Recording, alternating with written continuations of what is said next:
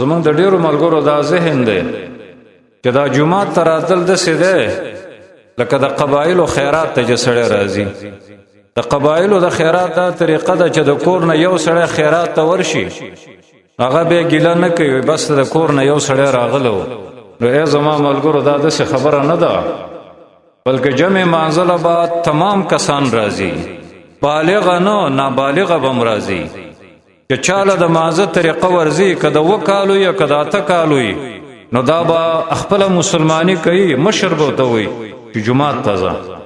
او دا به نه وي چې قاري صاحب به ورته وایي چې دا ذمواري د پلارانو د ټیک د قاري صاحب به هم ورته وایي، خو اصل ذموار دا پلار د شیخ الاسلام ابن تیمیه دا ویلي دي هر هغه څوک چې د هغې کشر مونځ نه کوي، د هغې غلامان یې مونځ نه کوي، دا چې د چا مشر د هغه مونځ نه کوي، نو دا مشر غټ ګناهګار دی او حکومت بدله سخته سزا ورکوي. صحیح ده؟ او دا به نه وي چې ما ورته ویلي دي، یوازې په ویلو نه خلاصېږي. وروسته درته ویمه چې کله کله د والو حکم ده، د والو چې وهل ورکوه، خو داسې وهل ورکوه چې تباه یې نه کړي او کوم ځای پې مات نه کړي، خو دومره یې ودردوه چې دا ادب پکې پیدا شي چې مونځ کوه.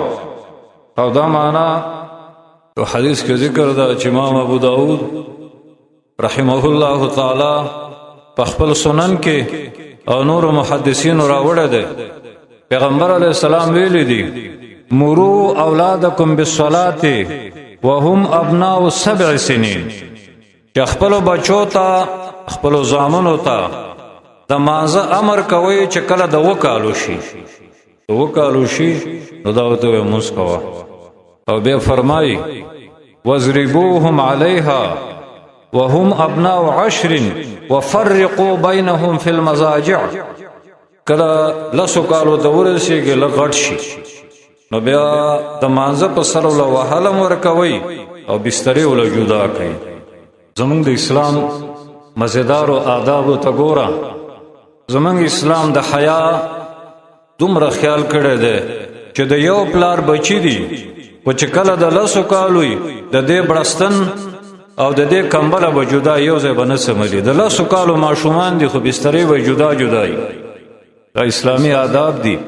خو د مانځه باره کې د دا ویلي دي چې کله د 10 کالو شي نو بیا د مانځه په سر وهئ، هله به وهئ چې مونځ نه کوي، یا مونځ ضایع کوي، یا یې په جمع نه کوي، یا یې زر کوي، یا یې نه کوي، او یا یې په خرابه طریقه کوي.